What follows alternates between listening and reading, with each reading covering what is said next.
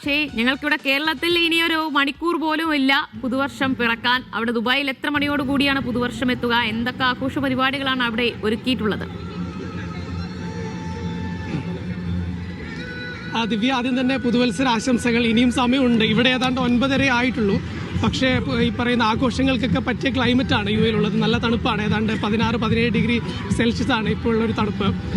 ആകാശത്ത് വിസ്മയങ്ങൾ തീർത്തുകൊണ്ടാണ് ഇത്തവണ U A കാണികളെയൊക്കെ അമ്പരപ്പിക്കുന്നത്. ഏതാണ്ട് അബുദാബി സായിദ് ഫെസ്റ്റിവലിൽ 62 മിനിറ്റ് ദൈർഘ്യമുള്ള വെടിക്കെട്ടാണ്. അത് റെക്കോർഡുകൾ മറികടക്കുന്ന ഒരു വെടിക്കെട്ടാണ്. ആ ഒരു ഷോ ഏതാണ്ട് 5 വേൾഡ് റെക്കോർഡുകളാണ് മറികടക്കാൻ പോകുന്നത്. ഏതാണ്ട് 6500ഓളം ഡ്രോണുകൾ അണിനിരക്കുന്ന മനോഹരമായ ഡ്രോൺ ഷോകളും നടക്കുന്നുണ്ട് അബുദാബി സായിദ് ഫെസ്റ്റിവലിൽ.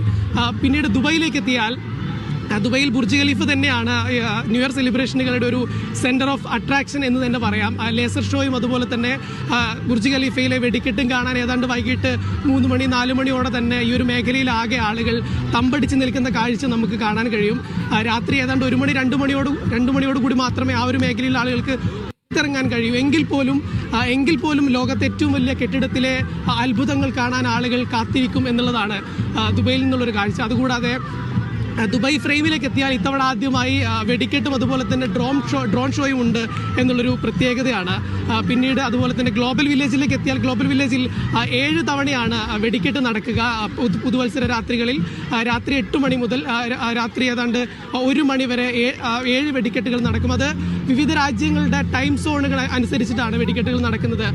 ഇന്ത്യയിൽ പുതുവത്സരം പിറക്കുമ്പോൾ പോലും ദുബൈയിൽ ഗ്ലോബൽ വില്ലേജിൽ വെടിക്കെട്ടുണ്ടാകും എന്നുള്ളത് തന്നെയാണ് പ്രത്യേകത. അതുപോലെ തന്നെ ഗ്ലോബൽ വില്ലേജിൽ ഫാമിലികൾക്ക് അതുപോലെ തന്നെ കുടുംബങ്ങൾക്കും അതുപോലെ തന്നെ കപ്പിൾസൊക്കെ ആയിട്ട് വന്ന് പുതുവത്സരം ആഘോഷിച്ച് പോകാൻ പറ്റുന്ന സജ്ജീകരണങ്ങളാണ് ഇവിടെ ഒരുക്കിയിരിക്കുന്നത്. അത്രത്തോളം സുരക്ഷിതമായി വന്ന് നമുക്ക് കുടുംബത്തോടൊപ്പം സുരക്ഷിതമായി വന്ന് പുതുവത്സരം ആഘോഷിച്ച് പോകാനുള്ളൊരു സുരക്ഷയാണ് ദുബൈയിൽ ആകെ ഒരുക്കിയിരിക്കുന്നത്. ഇനി ഈ പറയുന്ന അബുദാബി റാസൽ ഖൈമയിലേക്ക് എത്തിയാൽ റാസൽ ഖൈമയിൽ 6 കിലോമീറ്റർ നീളത്തിൽ 15 മിനിറ്റ് വെടിക്കെട്ട് നടക്കുന്ന ഒരു ലോക റെക്കോർഡ് ഇത്തവണയും റാസൽ ഖൈമ ലോക റെക്കോർഡ് മറികടക്കാനുള്ള അവരുടെ തന്നെ ലോക റെക്കോർഡ് മറികടക്കാനുള്ള ഒരു ശ്രമമാണ് അതിനുള്ള ഒരുക്കങ്ങളാണ് റാസൽ ഖൈമയിൽ നടക്കുന്നത്. അങ്ങനെ ദുബൈയിൽ ആകെ നോക്കിയാൽ യു എയിൽ ആകെ നോക്കിയാൽ ഇപ്പോൾ ഷാർജ ആണെങ്കിലും അതുപോലെ തന്നെ അജ്മാൻ ആണെങ്കിലും അങ്ങനെ യു എ എന്ന രാജ്യത്ത് ആകെ നോക്കിയാൽ 7 എമിറേറ്റുകളിലും നിരവധി വെടിക്കെട്ടുകളും അതുപോലെ തന്നെ ഡ്രോൺ ഷോകളും ഒക്കെയായി ആകെ ആകാശത്ത് വർണ്ണങ്ങൾ തീർത്തുകൊണ്ടാണ് ദുബൈ 2026 വരവേൽക്കുന്നത്. Divya. Yes Akshay, U A എന്ന് പറയുമ്പോൾ അവിടെ ഒരുപാട് മലയാളികളുണ്ട്. ഇവിടെ നിന്ന് കുടുംബമായും അല്ലാതെയും ജോലിക്കായും ഒക്കെ അവിടെ എത്തി താമസിച്ചു വരുന്ന ഒരുപാട് പേരുണ്ട്. അപ്പോൾ അവരും വളരെ അക്ഷമയോടുകൂടി കാത്തിരിക്കുകയായിരിക്കും ന്യൂ ഇയറിനെ വരവേൽക്കാൻ വേണ്ടി. മലയാളികളൊക്കെ പുറത്തേക്ക് ഇറങ്ങി തുടങ്ങിയിട്ടുണ്ടോ? ഉറപ്പായിട്ടും ഈ കേന്ദ്രങ്ങളിലൊക്കെ ദുബൈയിലെ ട്രാഫിക്കും കാരണങ്ങൾ ഉള്ളതുകൊണ്ട് ഏതാണ്ട് വൈകുന്നേരം മുതൽ തന്നെ ആളുകൾ അവരവർ പ്ലാൻ ചെയ്ത കേന്ദ്രങ്ങളിലേക്ക് ന്യൂ ഇയർ ആഘോഷിക്കാൻ വേണ്ടി ഇറങ്ങും. പിന്നെ മറ്റൊരു കാര്യം, ഞാൻ ആദ്യം പറഞ്ഞതുപോലെ തന്നെ നല്ല ക്ലൈമറ്റാണ്, ആഘോഷങ്ങൾക്ക് പറ്റിയൊരു ക്ലൈമറ്റാണ്. ഞാൻ തന്നെ ഇവിടെ ജാക്കറ്റൊക്കെ ഇട്ടിട്ടാണ് ഇരിക്കുന്നത്, കാരണം അത്രത്തോളം തണുപ്പാണ് ഇവിടെ. അതുപോലെ തന്നെ നാളെ യു എയിൽ അവധിയാണ്. അതിനാൽ തന്നെ പരമാവധി ഒരു എൻജോയ്മെന്റ് മൂഡിലാണ് ഇവിടുത്തെ മലയാളികൾ ഉൾപ്പെടെയുള്ള എല്ലാവരും ആഘോഷങ്ങൾക്ക് പ്രിപ്പയർ ആയിരിക്കുന്നത്. ഈ വെടിക്കെട്ടും ഡ്രോൺ ഷോയ്ക്ക് പുറമെ ബീച്ച് കാർണിവൽസ് ആണെങ്കിലും അതുപോലെ തന്നെ ഡിജെകളാണെങ്കിലും കോൺസേർട്സ് ആണെങ്കിലും അങ്ങനെ സംഗീത പരിപാടികളാണെങ്കിലും അങ്ങനെ പലതരം പരിപാടികളുള്ളൊരു മറ്റൊരു ഉദാഹരണം പറഞ്ഞാൽ ലോകത്തിൻ്റെ തന്നെ ടൂറിസം ഹബ്ബാണ്. വിവിധ രാജ്യങ്ങളിൽ നിന്ന് ആളുകൾ ന്യൂ ഇയർ ആഘോഷിക്കാൻ വേണ്ടി ദുബൈയിലെത്തുന്ന ഒരു പ്രധാനപ്പെട്ട ഒരു കേന്ദ്രമാണ് ദുബൈ. അപ്പോൾ ആ ഒരു രീതിയിൽ നോക്കുമ്പോൾ സജ്ജമായിരിക്കുകയാണ് പുതുവത്സരം ആഘോഷിക്കാൻ.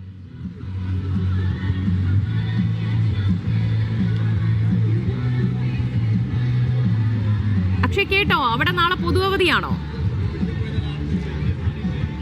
യു എയിൽ നാളെ പൊതുവധിയാണ്. അതൊരു വലിയ കാര്യം തന്നെയാണ്. കാരണം ഈ ഒരു തണുപ്പും മറ്റു കാര്യങ്ങളൊക്കെ ഉണ്ടാകുമ്പോൾ ആളുകൾക്ക് പരമാവധി പുലർച്ചെ വരെ ഇരുന്ന് ആഘോഷങ്ങളിൽ പങ്കെടുത്ത് വീടുകളിലേക്ക് പോയി റെസ്റ്റ് എടുക്കാനുള്ള ഒരു അവസരം ഇവിടുത്തെ ഗവൺമെന്റ് ഒരുക്കുന്നുണ്ട്. നാളെ പൊതു അവധിയാണ്. ഇവിടെ പാർക്കിംഗ് അടക്കം ഫ്രീ ആണ് നാളെ ദുബൈയിൽ. അതുപോലെ തന്നെ ദുബൈ ഗവൺമെന്റ് അല്ലെങ്കിൽ യു എ ഗവൺമെന്റ് നൽകുന്ന മറ്റൊരു കാര്യം, നാളെ മുതൽ ഇവിടെ ഇന്ധനവില കുറവാണെന്നുള്ളതാണ്. ഇന്ത്യയിൽ ഇന്ധനവില ഓരോ ദിവസവും കൂടി വരുന്ന ഒരു സാഹചര്യമാണെങ്കിൽ ഇവിടെ നാളെ പുതുവർഷത്തിലേക്ക് കടക്കുമ്പോൾ ഇവിടെ ഇന്ധനവില കുറയുന്നു എന്നുള്ളൊരു കാഴ്ച അക്ഷയ്, അതൊരു വലിയ കാര്യമാണ്. ഇവിടെ ഇപ്പൊ ഞങ്ങളിപ്പോ പാട്ടൊക്കെ പാടി ആഘോഷിച്ച് നടന്നാലും നാളെ രാവിലെ എണീറ്റ് ഓഫീസിൽ പോകണോ എല്ലാവർക്കും. ഇവിടെ അവധിയൊന്നും ഇല്ല. പക്ഷേ അവിടുത്തെ ആളുകളെ സംബന്ധിച്ച് അതൊരു വല്ലാത്തൊരു സൗകര്യമാണല്ലേ പൊതു അവധി കിട്ടുന്നു എന്നുള്ളത്.